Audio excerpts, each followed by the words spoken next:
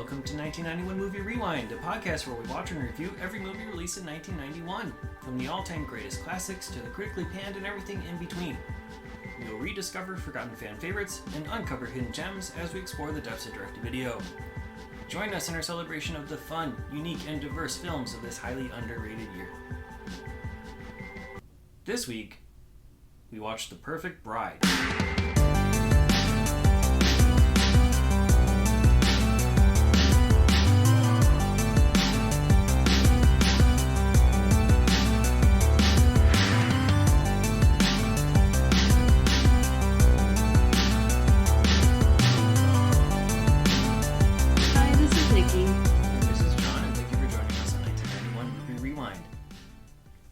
In The Perfect Bride, Sammi Davis plays Stephanie, a serial killer who murders her fiancés right before their wedding.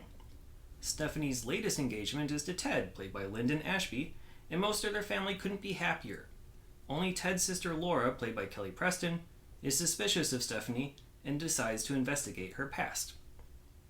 Screenplay by Claire Montgomery and Monte Montgomery, directed by Terrence O'Hara, and premiered on the USA Network on June 26th, 1991.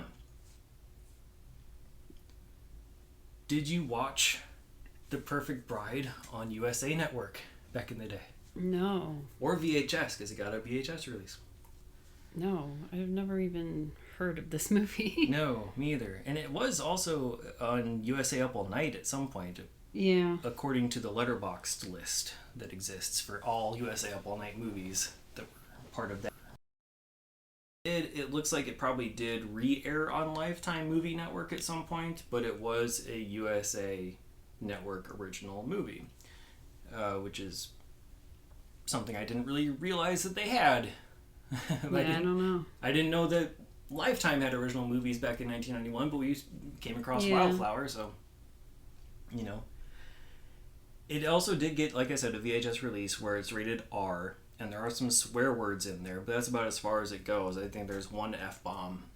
Right, and I think a couple that shits, was... and that's about it. Yeah, I think that was like the limit. Yeah, and there's like some shadowy boobs. Right. In one scene, like that's it. I don't know. So, less of an R than even Doc Hollywood. You know? Like, Doc Hollywood deserved an R more than this did. Because there wasn't even all that much blood. There are murders in this. Yeah, but it's all through injections. Yeah, and you're not seeing. I mean, you're seeing people die, but it's not like in a slasher type of way, I guess. Like, yeah, there's no blood. I mean, there's a little bit of blood at the very end with the baseball bat thing. Yeah. But other than that, it's basically nothing. Dead Silence I'm just was like about really the same curious because of the subject matter. Like, it was a little bit more adult. I guess so. Yeah, maybe because they had the F word in there, maybe they were actually pushing for the R to make it a little bit more rentable for the target market. Like, this is not for kids. You know, it's not meant for kids. It's meant for people who want a potentially erotic thriller. And it's not really erotic, but it does have the thriller detective story part of it. Yeah. So, which is good. I think that this gives us an investigation. It gives us a mystery to solve. Even though we as the audience know the answer, Kelly Preston's character, Laura, does not. And so it's following her as she's unraveling the clues and putting together the pieces that we have already seen because of things like the opening scene where Stephanie kills her husband. Well, not her first victim. Yeah. Her most recent victim before she meets Ted. Yeah. I forgot the guy's name, honestly, because he's in it for like 2 seconds. Richard something, maybe? I don't know. I don't know. Yeah, I think it was Robert or Richard. I can't... Yeah, it's in the credits. I didn't write it down. So, whatever. It's an interesting opening scene. She's in her bridal gown, the actual wedding dress. The husband's in bed with nothing on. Yeah, it's probably the day that they got married, and it's the night before, of. yeah, the day before. Oh, the day before. Yeah, because they make he makes a quip, which Ted also makes later, saying, "Isn't it bad luck to see the bride in the wedding dress before the wedding?" So so they didn't even get married, because I was like wondering why. So I know, like, at the end of the movie we know why she's just killing men, but I thought, like, in the beginning that she was just, just kind of like the stories you see now where it's like people killing their spouses for, like, insurance money. That's what I thought this was, but she's not even married to him yet. Yeah, there's no financial. So she's just killing men because, I mean, spoiler, it's like we learn later on that when she was a young girl that she finds her mom dying on, like, a bathroom floor wearing her wedding dress, I guess. Yeah.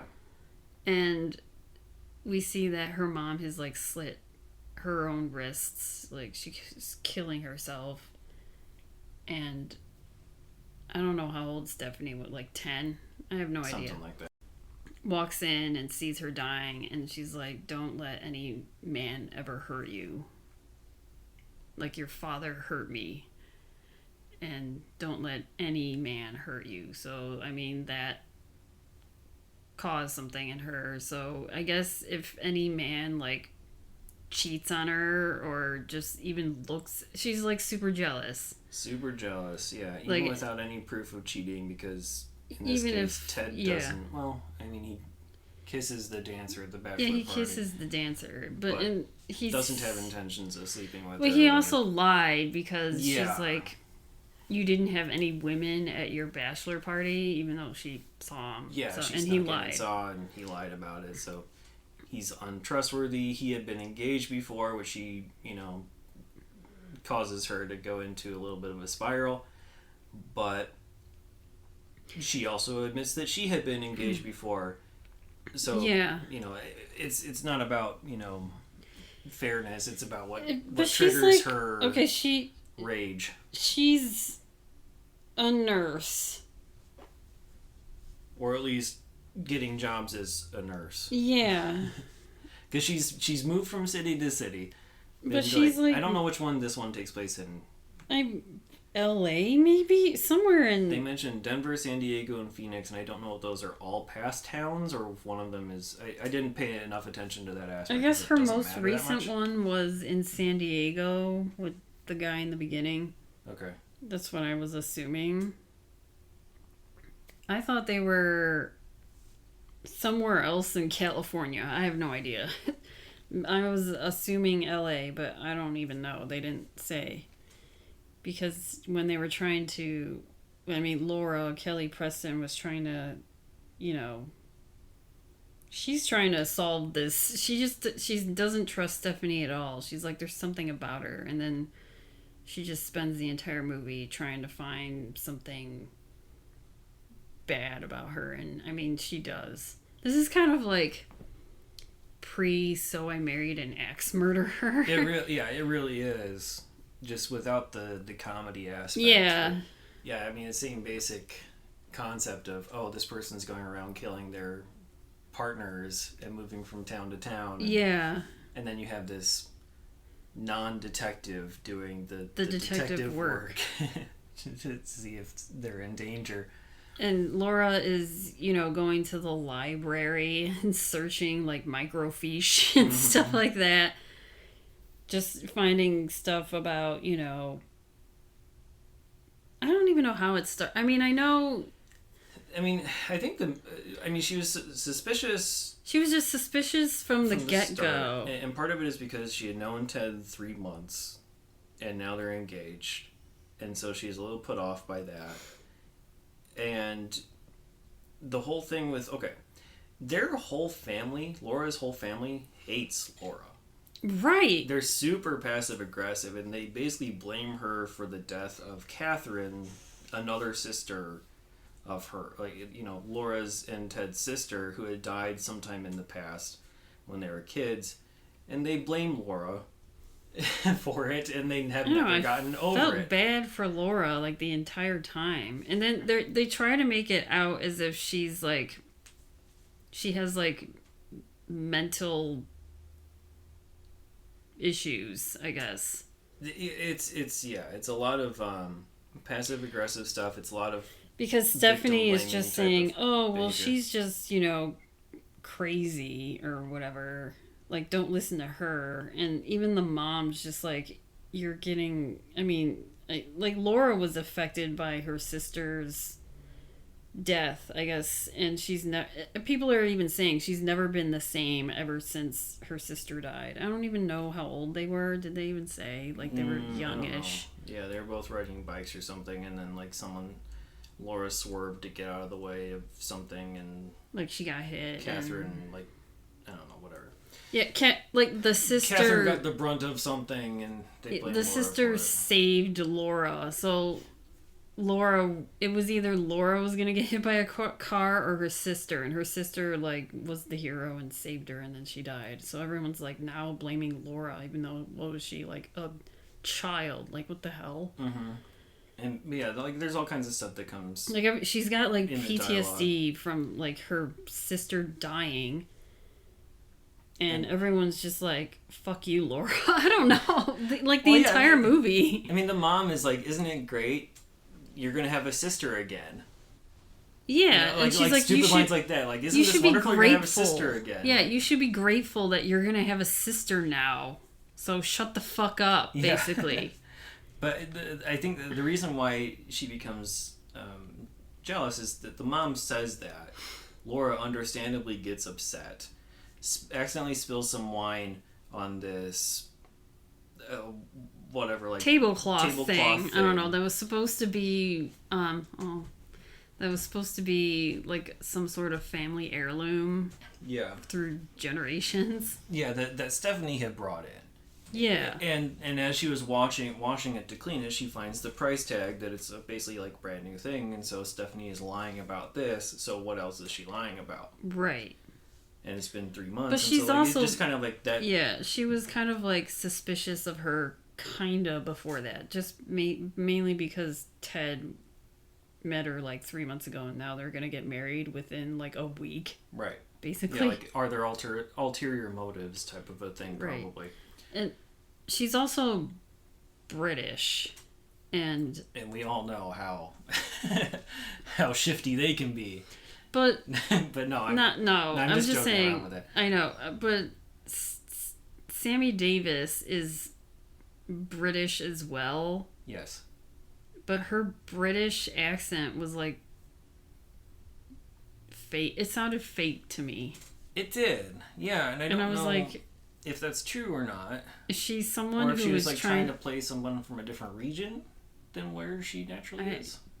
I know nothing. No, and I don't want to like even, but it just sounded like, I'm like, well, she's a British actress, like, why can't she just, and maybe that was her natural speaking voice, and it just sounded like someone who was trying to fake one. Yeah, maybe because she was speaking so deliberately at all times, and like really enunciating all of her words and sort of speaking a little bit slower, and maybe that's part of it.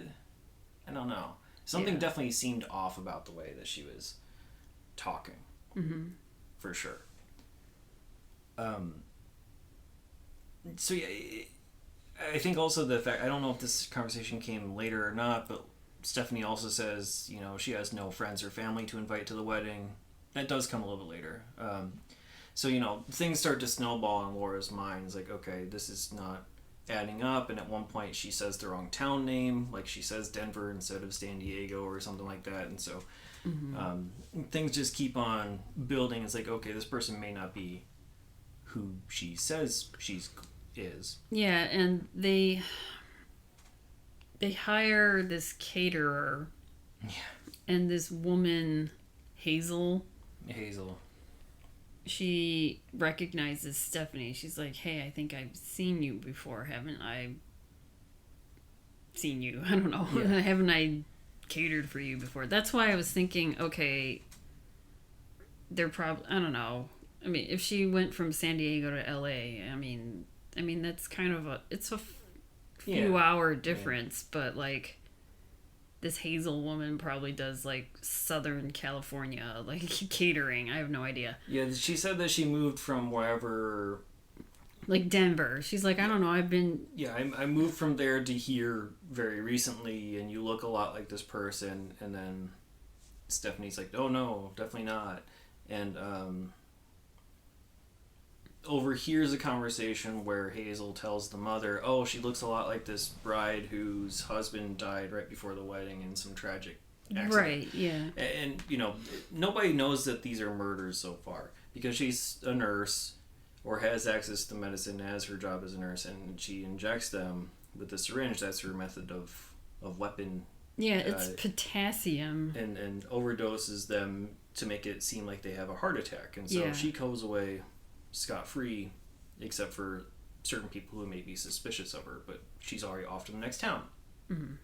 And so the caterer didn't know it was a murder. It had no reason to suspect. Right. He's like, oh, she just you just like, look a lot like this person. Yeah, and I mean, Stephanie's just like, okay, well, I don't want her to recognize me at all. Mm-hmm. So I'm gonna go kill her. Yeah. So now you must die. I've been made, so I have to kill you now. Yeah. So up to this point is like some build up. You know, you that have was like the opening scene of kill. the death. Well, yeah, aside from the opening scene, and Hazel puts up a fight. Right. It's a decent struggle from this older lady. But it's to the point where, like, Hazel could have easily called 911. Yeah, because at some point she is able to push Stephanie away, and Stephanie like runs throughout out the building a little bit. Yeah. And Hazel like picks up, I think, a knife. Yeah, and starts walking around the house looking for Stephanie. But during this time, I'm like, just call 911. Yeah. But she doesn't, and Stephanie catches up with her, I think, outside in some sort of like downstairs like basement thing. Yeah. Because she pushes her down the basement, but Hazel's still alive. Yeah, and then gets injected. Yeah. So. It was like a long-winded death, I guess. Yeah, it wasn't a bad fight scene, though, between those two. Yeah. So that's nice, at least, that we get that. And then she steals the necklace from Hazel, which is weird, and I thought that would come back to bite her, but it kind of doesn't. It's just a way to have her cover up her lie. Well, because she's, you know, coming home late, and the mom, like Ted and Laura's mom, is like, oh, didn't you go and get your hair cut? But you're home really late from the haircut. Or something like that. Yeah, and she's like, and Laura was like trying to accuse her, trying to catch her in lies, and Stephanie gives her that necklace, and and she's that like, puts did the you family get in her favor? Yeah, did you get your hair cut by blah blah blah? And she's like, yeah, and she's like, oh, well, that's funny because he quit 3 weeks ago, and that's when she was like, all right, well, you caught me. I was gonna wait until the rehearsal dinner or whatever, but I'll just give this to you now, and it's the necklace that she stole from Hazel. Yeah. And then the mom is like, Laura, stop being a fucking bitch. Like, it doesn't swear there, but yeah, it's I know, basically but the same it's just like the mom is just a bitch to Laura the entire time. I'm like, god damn. It's really weird because like Ted also says some weird stuff to her. Like he's like, if I didn't know you any better, I'd swear you were jealous. I'm like, ew. Like your brother's sister, you know? Like yeah, I don't understand that. Like I don't get it. And then at some point like at the bachelor party, Laura crashes in. There's gonna be a new sister, and she's not gonna be the sister anymore. Like I don't even understand. Yeah, but yeah, anytime, and Ted is friends with this cop who's also, I don't know, that's kind of a funny sequence when they meet at the gym for the first time, and he's like, hey, you're under arrest. Like to Ted. And they go play racquetball, and the person who's working at the gym is also an old flame of Ted's, and so Stephanie gets super jealous of that, and it all comes back around at the bachelor party and whatnot, and Laura crashes that to give him more evidence, and then he's like, oh, this is about Catherine dying, isn't it? Like, I don't know, it's just like, no, the whole rest of the family, you guys are the ones who are focusing on that shit. So there's another person in the family that we haven't talked about yet is Gramps. Yeah. Who is, obviously the grandfather of Ted and Laura, and he's got like dementia. Dementia of some kind, yeah. And so there are several times where he gives accurate and important information, but everyone dismisses it because of his dementia, because he gets other details wrong. Like at one point he calls Stephanie Catherine. Yeah. And does other things like that. Or he's like, oh, well, I have to go do this thing. So that happens. And he's also there for like comic relief, which is weird. Yeah, the whole part where Laura is... I mean, this is the rehearsal dinner, and this is when Laura finally gets a lead on someone, and she finds... Like, I don't know how this happened. Like, this is where she's researching in the library, and she's making phone calls. She's going to pick up Darlene. Yeah, but while she comes upon like an article about that guy dying, the one that Hazel was talking about, and then she happened upon like getting Darlene's info somehow. I forgot.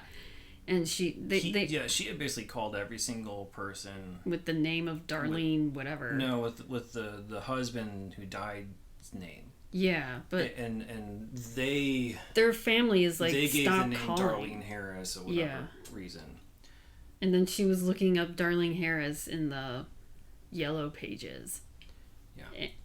And even the librarians are like, hey, because she's using the phone in the library, and the librarians are like, hey, they have phones. You can have a phone installed in your own house. Like, being bitchy. Everyone's being bitchy to Laura. Everyone is a dick. And the only people I can understand being a dick to her are the people who work at the airport, because she's trying to find, like, flight information about this person, Darlene. And then also the mortician, because just going to the morgue... Right. You just, not really claiming the body, but trying to claim the body, and then she steals Darlene's jacket or whatever. Yeah. Long story short, Darlene is also dead at Stephanie's hands. But yeah, so she misses the rehearsal party because she's at the morgue. Yeah. And so, she had found Darlene. She's like, please come here and identify Stephanie as the person who killed your friend. Right, but I mean, Stephanie was wearing a wig to pose as Laura to meet Darlene. Yeah, Stephanie overhears a call because Gramps says Darlene Harris is going to be his date to the rehearsal dinner. Yeah, and Stephanie is like, uh-oh, Laura's on to me, and overhears a phone call and goes and, I guess, arranges to pick her up at the airport. And Laura is given a false time of when she actually will be coming in, by Stephanie calling in as someone else, whatever. Big, long, weird sequence of events, and long story short is that Stephanie puts on a Laura outfit and puts on a fake American accent. Yeah. Which sounds better than her possibly real British accent. Like, her accent was like... I know she's British, but it's like a British person trying to sound American, trying to sound British. Yes. Yes, it does. But anyway, they're in the car together, Darlene and Stephanie, and at one point a car comes a little bit too close to them, and she says, bloody hell, and she, quickly looks over like, oopsies. And then, Darlene realizes, uh-oh, I'm in trouble, and they try to... try to get away, and poor Darlene. It's so stupid. I don't know. She's able to get out of the car and starts to run away, but falls, and then she gets hit by another oncoming car. Yeah.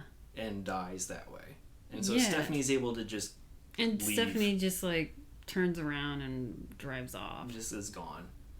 Like, she doesn't care. She's and Laura eventually figures out that Darlene did come into town, just not at the time that she thought, because Stephanie, called the house, pretending to be somebody else, pretending to be Darlene, and Yeah, whatever. Getting the wrong time to pick her up. Yeah, and so then that's why Laura goes to the morgue and finds the jacket with the book with the picture inside with the three of that guy that died murderer, in the beginning. Darlene and Stephanie under her old alias, because she's also switching names with every town that she goes to.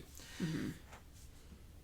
And then she tries to bring the evidence over to the bachelor party, and both him and the cop, best friend, ignore everything.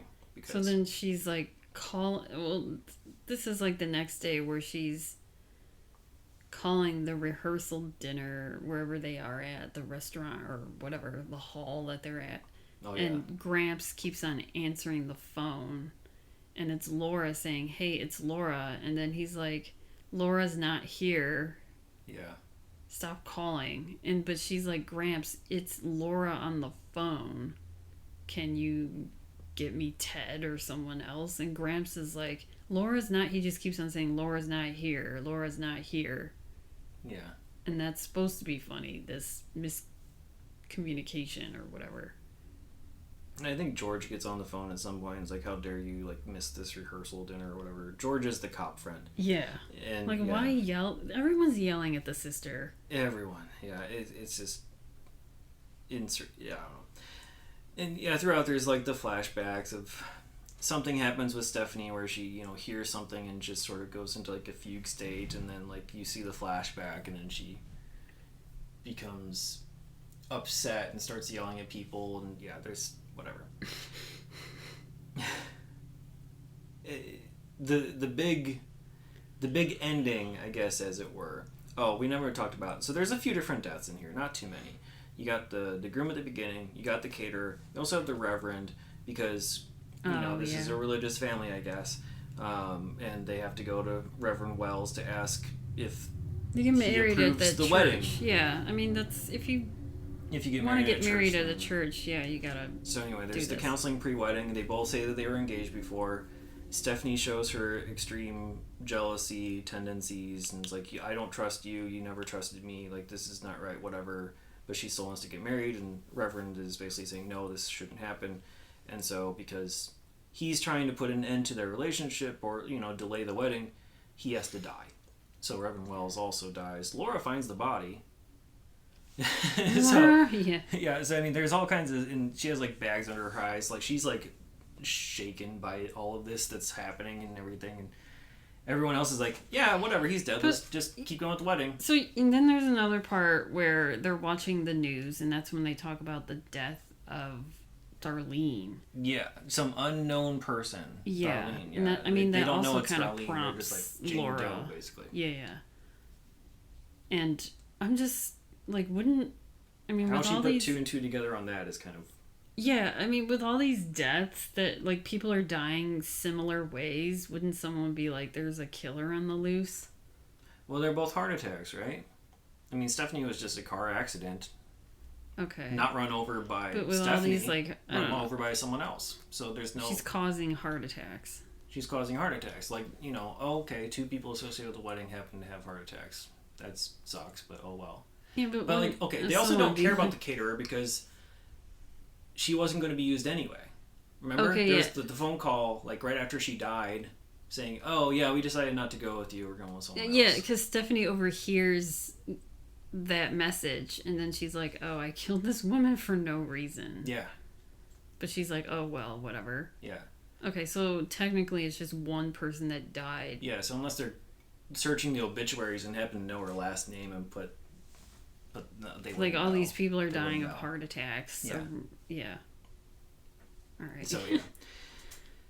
So it kind of makes sense, and there's a dream sequence in there as well, a very brief dream sequence where Laura wakes up and everything is extremely yellow, and this empty house and this chair is rocking on its own, and you get some handheld camera work, and she's off to the garage, and then the garage door closes and Stephanie kills her in there or something like that. And so I don't know, that was a weird sequence. It was very unneeded, I don't know. It seemed out of place in that movie. I guess it was trying to make it seem more horror-like, or to add some weird suspense. Yeah, I guess, but like, I don't know. You knew it was a dream right away. Yeah. Because of the different lighting, I was like, "Oh, this is like." It makes you think it wasn't, but and also you just could like tell. the chair rocking on its own all the time too. Yeah, completely different lighting.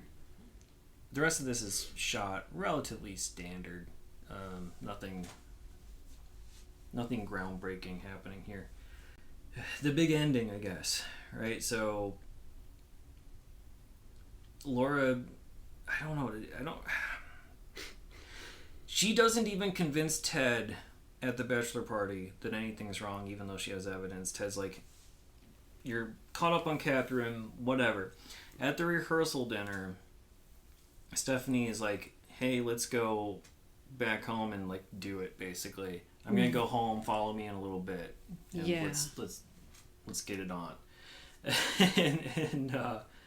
and so they do. They go back to the house while everyone else is at the rehearsal dinner. And so they're getting ready, and Stephanie's in the bridal outfit, and that's when she's like Laura going to kill him. Yeah, that's when she's going to kill him because he lied about the bachelor party and that there were no girls, and I think she saw him kiss Deidre, who was the gym worker slash dancer. What a pathetic bachelor party too. Oh my god. I don't know where that was. It looked like a random bar. Yeah, or like some random offshoot of like a roller rink or something. But there is, like two women who are awkwardly dancing on this tiny little like mat. Yeah, wearing bathing suits. Wearing these like one-piece bathing suits or something like that. And they're just like, I don't know, just swaying back and forth, and that's the bachelor party. And you have like a room full of like who are all these guys there? I don't know. And then Deidre comes out and like strips Ted down. Yeah. Ted like goes on this. You know what? It looks like where this party was. It looks like a high school theater room. Kind of, yeah. Yeah, just like because it's rows of seats taken out. Kind of random bleachery type seats, and then a stage or something. Yeah. It's really pathetic. It's really, really bad. And he just goes on stage, and that Deirdre is the girl that works at the gym. His ex-flame / whatever worked at the gym. She's all dressed up, but she's wearing like a mask, like one of those whatever, like masks. Just covers the eyes. Yeah, it's covering like whatever those masquerade type masks. Yeah, exactly. Are, and then she's wearing like some. I don't know. It looks like they it's like sort of meshy, like again like a one-piece swimsuit. Yeah, with but like some meshy parts. It looks like a bathing suit to me, and then just like a robe. And then they do this weird, like, wrestling thing. Right. And I'm like, wait, were the other two girls wrestling each other? Like I don't remember, like... I don't know what's going on like, in this bachelor party. They, like, playfully throw each other on the ground and play wrestle. And then he pins her or something, and Stephanie sees at least part of that. I don't know if he sees the kiss because they kiss on the stage first before starting to wrestle. Yeah, she kisses him, and then she takes her mask off, and he's like, "Oh, it's you." Okay. And then he looks at his friend. He's like, "You devil, you blah, why whatever. Mm-hmm. You know that I still have the hots for her or whatever." That's pretty much what it seems like. And then they do this weird wrestle on the floor, and all these guys are like, "Yeah." Mm-hmm. It was weird. It's weird, and I expected more from a USA movie. This is not USA Up All Night bachelor party. It could have been like, what is that? Like, what is that? Stripes or whatever. Where they're like, that wrestling scene where they're like in Jello or something. Yeah, they could have added something to make it like in a pool. Or, I don't even know. Right, but it was just weird. Like a weird little blue mat. It was like they were using a gym mat. It was like a high school gym mat. It was like a high school gym mat. It's like they got like a little portion of the gym that they cordoned off, and they were allowed to shoot while other people probably played dodgeball in the background. Yeah. So yeah, anyway, he lied about that, and so clearly he's untrustworthy and he must die now. So Ted must die. And Stephanie is in her wedding dress. And, it makes it seem like, they're going to get it on. And, that's when Ted says, oh, isn't it bad luck to see your bride in the wedding dress and whatever. And she grabs the syringe. And that's when Laura comes in. Things happen, things escalate. Ted is like, what's going on here? The syringes, I think, get Laura, they get thrown off to the ground, and there's like a struggle, and the music box, which is a thing we haven't talked about at all, there's like this bride and groom music box that Stephanie carries around everywhere she goes. Yeah, it's like from place to place. From her it's like mom, maybe. The only thing that she owns or whatever. Yeah, possibly from her mom. And because that music triggers the flashback scenes. And then, that gets broken, and so she completely unravels and slashes Ted's stomach open with a cake knife.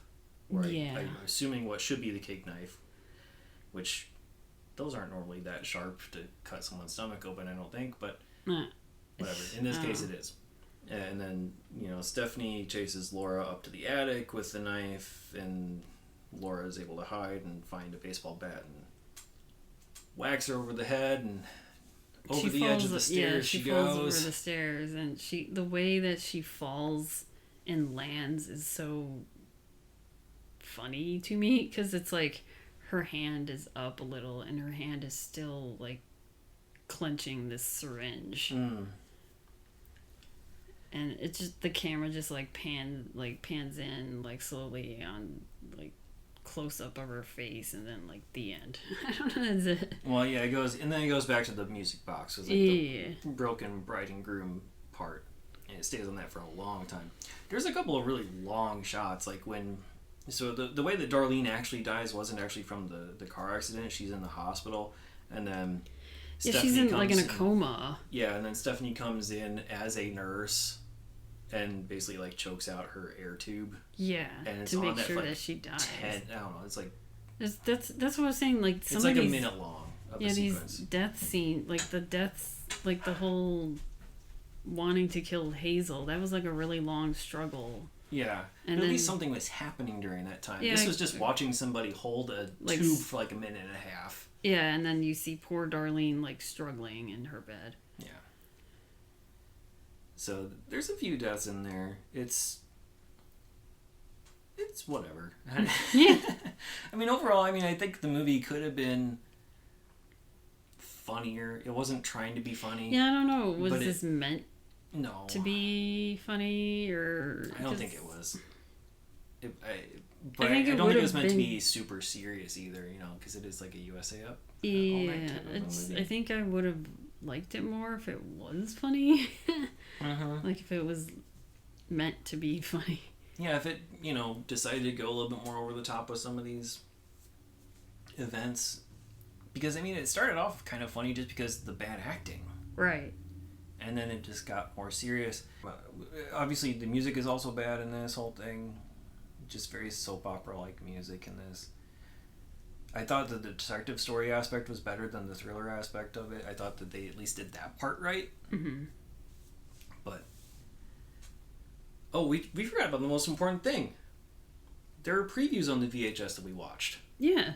I thought you were going to talk about that, like, later on. Oh, we should have talked about it at the very beginning. Coming attractions. Previews go at the beginning, right? And now they're trailers. Now they're the original meaning of trailers. We had 2 previews on the VHS, because this is only available on VHS. Maybe it's on YouTube somewhere, but we couldn't find it. Scanners 2, The New Order. Yeah, these are both 1991 movies, because they're on our list. Both of them, I think? Yeah, they're both on our list. Okay. Scanners 2, The New Order. Both Scanners 2 and Scanners 3 came out in 1991. This is the little, that looks like the type of cheesy comedy movie that that's why I was like, because, I was like, we're going to see some cheese. That's what I thought this movie was going to be, like cheesy, whatever. Yeah. And then the next one was this movie that was written and directed by Lou Diamond Phillips. Just starring and written by. Oh, starring, written. So he wrote it and starred in it, but he did not direct. Ambition.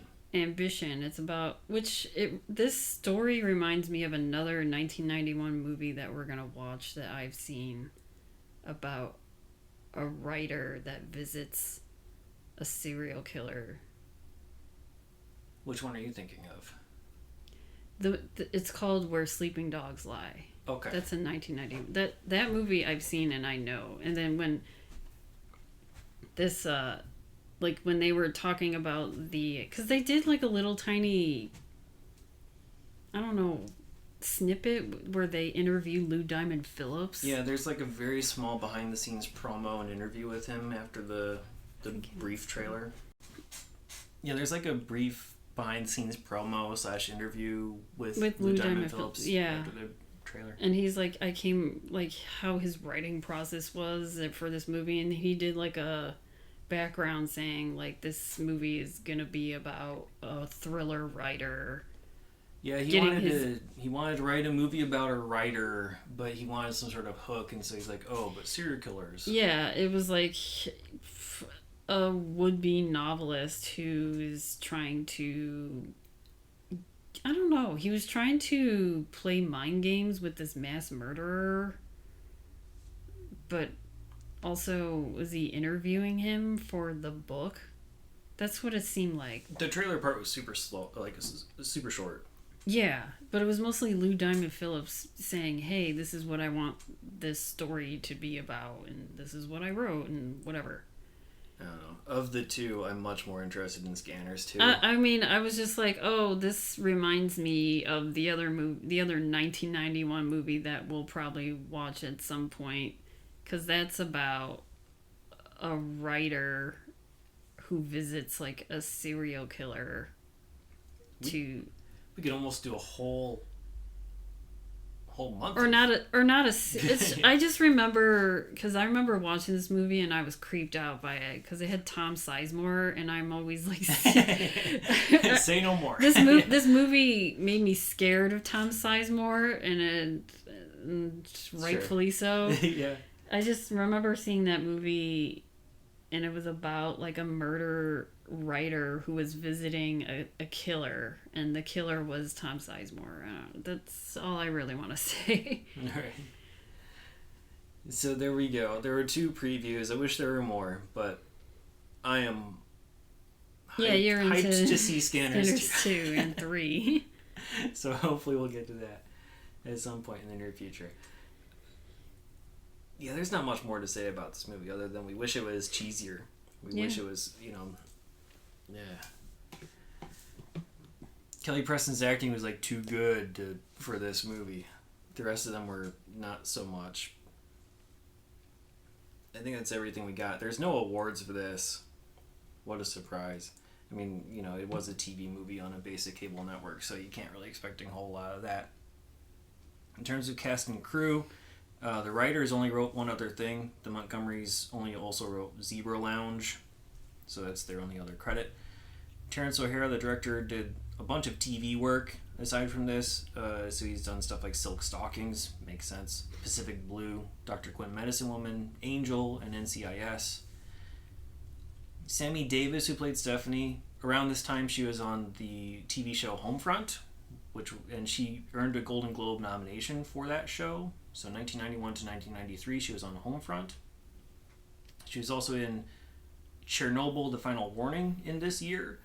She's been in things like Prayer for the Dying, Lionheart, and Lair of the White Worm. Kelly Preston is a Razzie winner for Battlefield Earth. She's also been nominated for Razzies for Cat in the Hat, Old Dogs, and Gotti, which she was in with her husband, John Travolta. 1991, she'll also be in the movie Run. Before this, she was in things like Twins. After this, she was in things like Jerry Maguire, which I think is probably her most notable role. Addicted to Love, Jack Frost, the non-horror one, and For the Love of the Game. Linden Ashby, who played Ted, is a Saturn-nominated actor for the Teen Wolf TV series, where he plays the sheriff in that MTV series, which I guess has been lasting for a long time and had like a movie or whatever. In 1991, he was also in the movie Into the Sun, And also, he was on the new Adam 12 TV show, which was ending its run around that time. He's probably best known for either soap operas like Melrose Place, Young and the Restless, Days of Our Lives, or to people like me as Johnny Cage in the Mortal Kombat movie from 1995. Yeah, I knew him from Melrose Place. Yeah. I was like, I know this guy. But then I was it's like, not a very recognizable face though. It's like, I don't know, he's a standard looking actor to me. And it's like, oh yeah, okay, yeah, that was Johnny Cage. Okay, I didn't put two and two together. A couple other people I want to talk about. We got Cheryl Arut, who played Darlene Harris. This was her last role as an actress. She went on to become a doctor in forensic psychology, and she has done a lot of TV appearances on shows like Nancy Grace and Dr. Drew as a forensic psychologist. So, John Agar is Gramps. I'm not very familiar with his work, but I think a lot of, especially classic movie fans, may be. Prior to acting, he was a sergeant in World War II. Then he married Shirley Temple, and then he got into acting by debuting in Fort Apache. He's also in things like Sands of Iwo Jima, but he became very well known in the B-movie monster, horror sci-fi realm in the 50s and 60s and things like that. So he's been in things like The Mole People, Invisible Invaders, Tarantula, Attack of the Puppet People, Curse of the Swamp Creatures, Zontar, The Thing from Venus. That type of stuff is where he really became well known, and he's a key figure in that realm, but I'm just not very familiar with him. And then the last person I think we're going to talk about is the person who played Little Stephanie in the flashbacks. That was Allison Mack. I think we'd be remiss to not mention her to some degree on this. She is in another 1991 movie called Living a Lie, which is not on our list. She had been in things like Honey, We Shrunk Ourselves, Camp Nowhere, and of course Smallville is her biggest role. And she's also very well known for unfortunate legal troubles. Yes. I never watched Smallville. I never did either. And I've been thinking about doing it. Like, I don't know, at the beginning of the pandemic, I started watching TV shows that I've never watched before. Like, I did a whole Grey's Anatomy binge. Yeah. And I was thinking about doing a Smallville binge.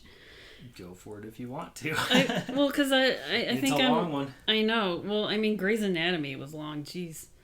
But yeah, I'm like, should I? Because I kind of, I don't know. Sometimes I get bored. I'm like, I want to watch a show that I've never seen before that people are obsessed over, I guess. Yeah. That's why I started Grey's Anatomy. And I'm like, oh, what are other shows that I missed that were so popular within the past 15-ish years?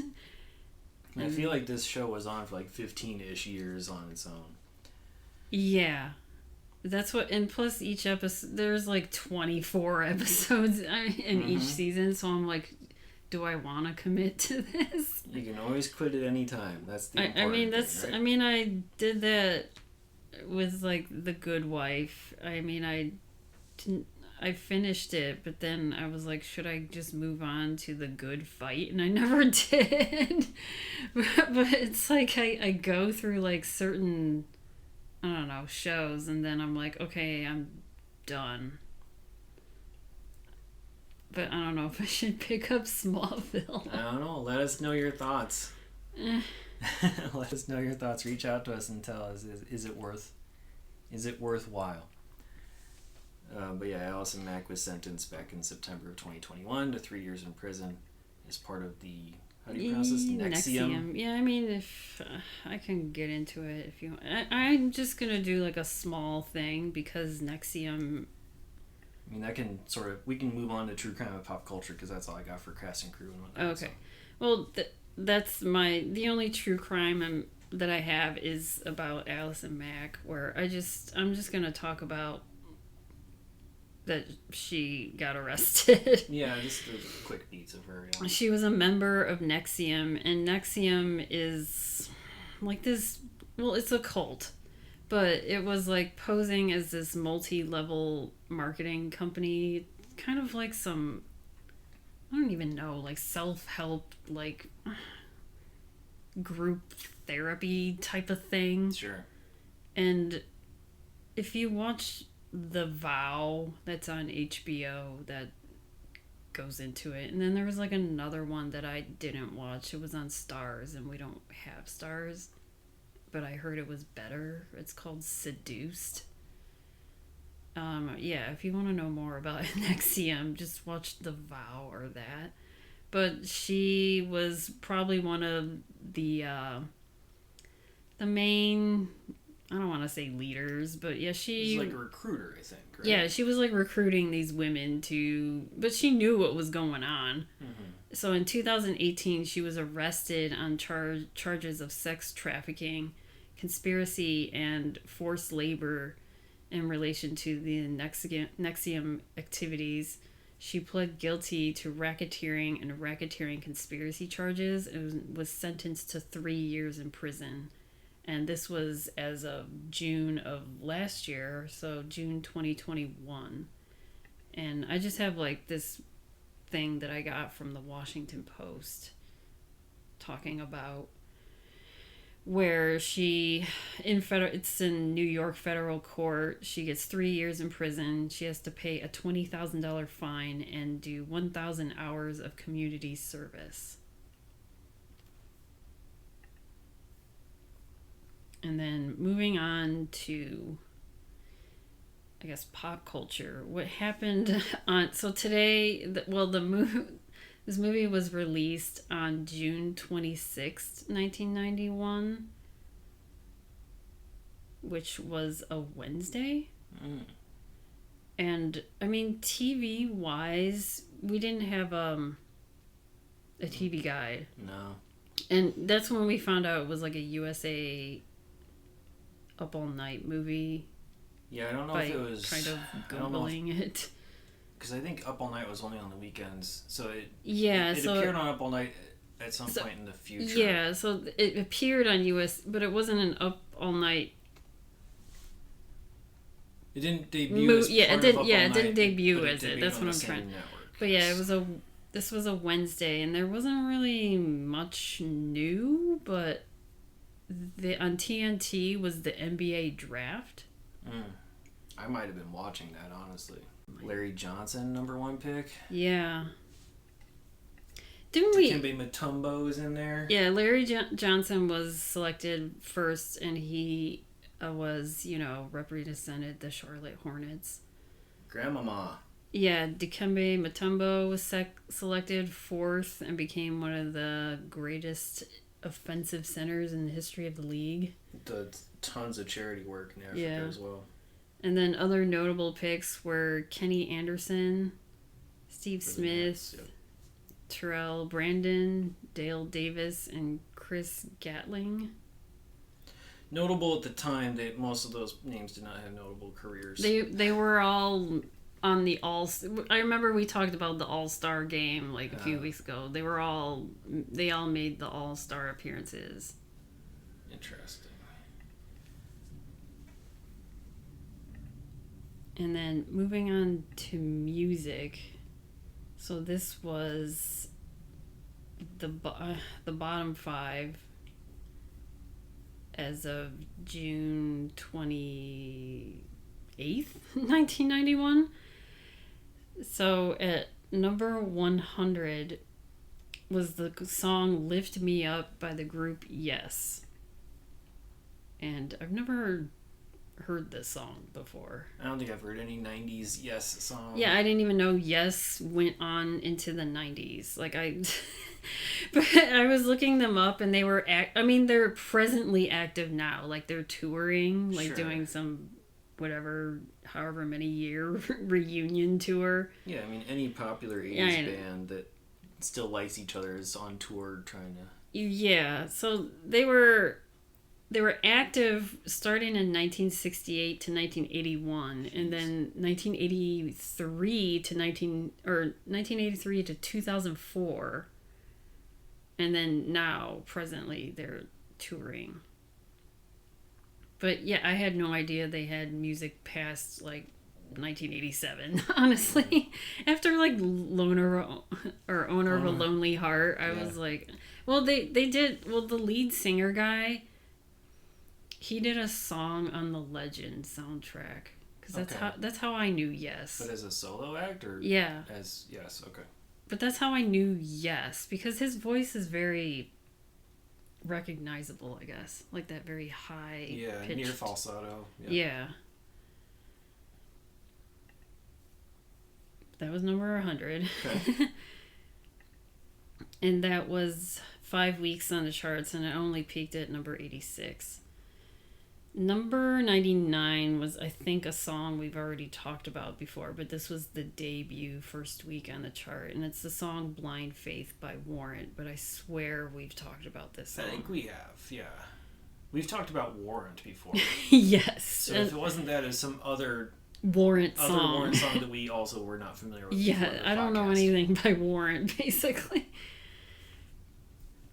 And number 98 is the song She Talks to Angels by the Black Crowes, and I did not know that this song was in the early 90s. I thought this was like this is on the same album as Too Hard to Handle. Huh. Okay.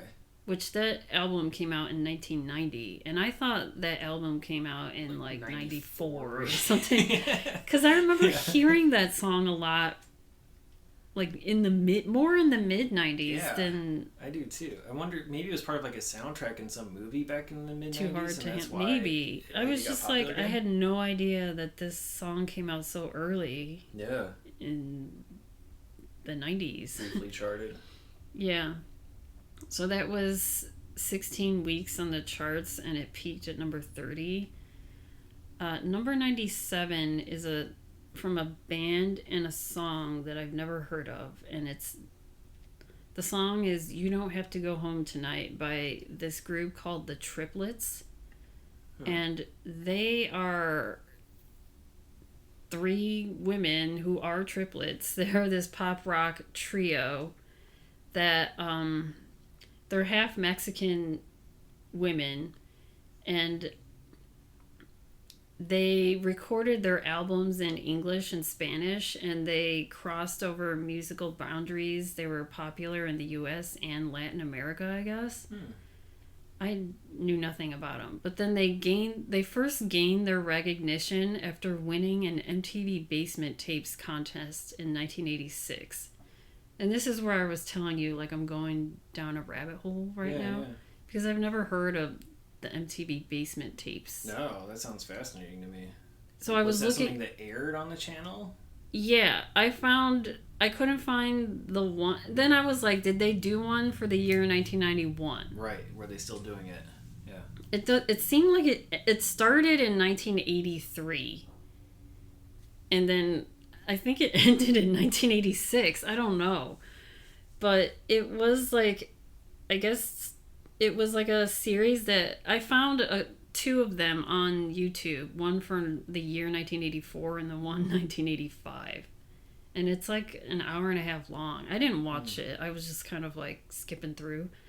But it was a series where it was a bunch of unsigned bands from all around the country that would submit their music videos, and viewers would vote, and then the winner would score a record contract. Okay.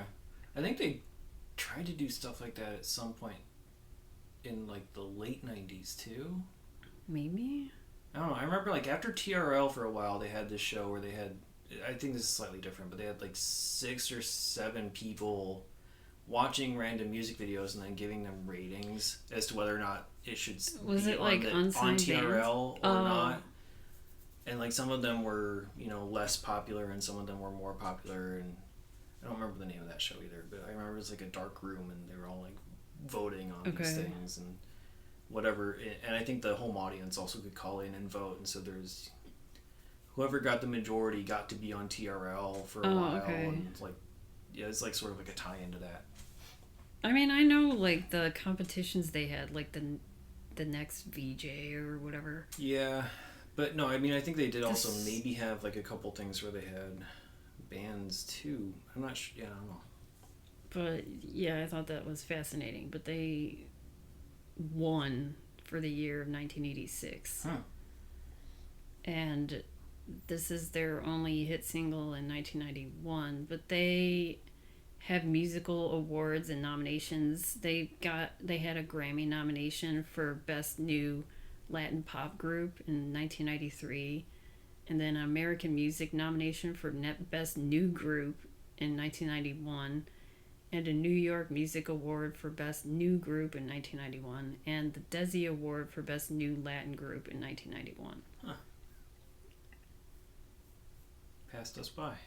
Yeah, and that song was 16 weeks on the chart, and it peaked at number 14. Number 96 is a hit. Okay. I was playing it and I was like, oh yeah, I know this song.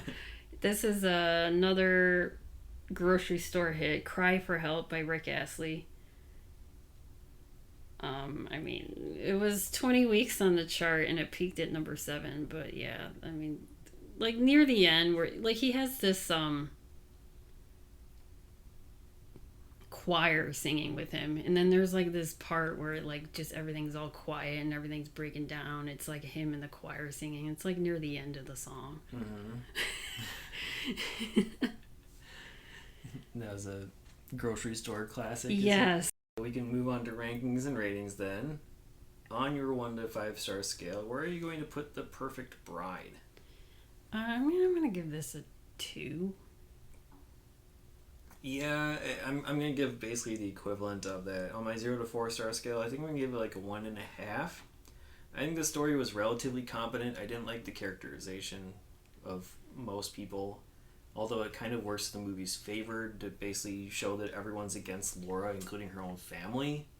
Yeah. But it wasn't entertaining to watch. It was like frustrating on behalf of Laura.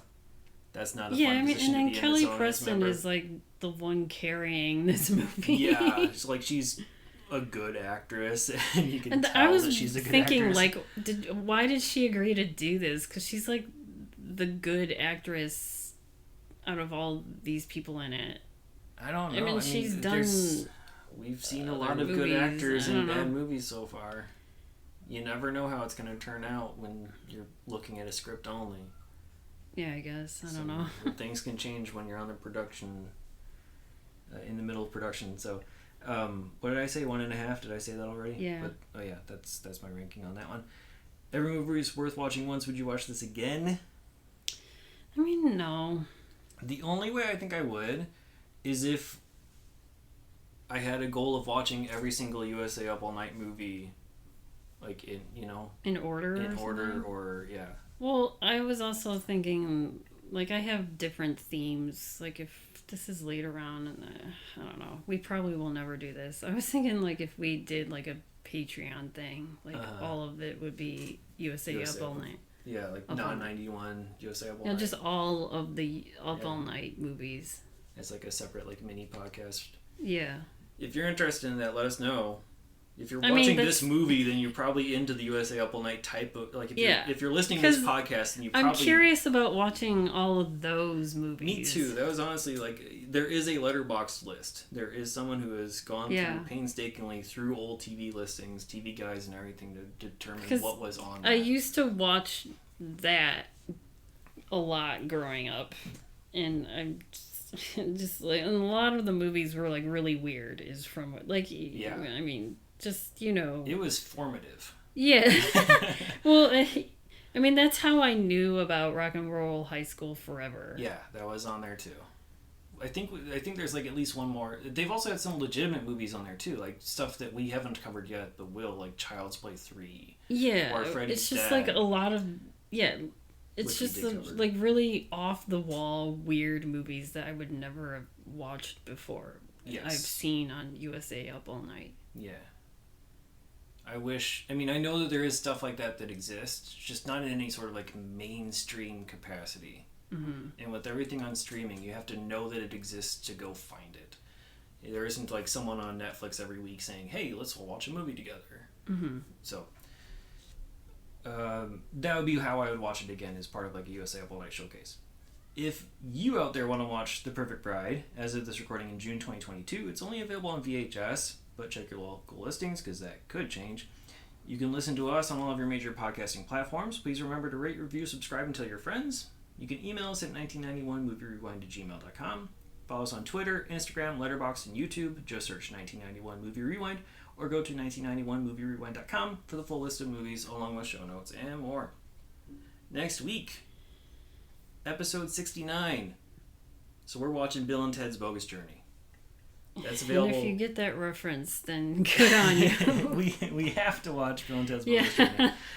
We missed June 9th, which is Bill and Ted Day, but we're making up for it. So our 69th episode is our Bill and Ted Day. That's our Bill and Ted episode. Which is probably going to be around 4th of July, I think. Yeah, we'll be about a month late. Yeah. That's only available on a couple different places: Prime, HBO, Paramount Plus, Epix, Tubi, Pluto TV, Roku Channel, Digital Rental, VHS, DVD. It's everywhere. We'll see you. Thanks.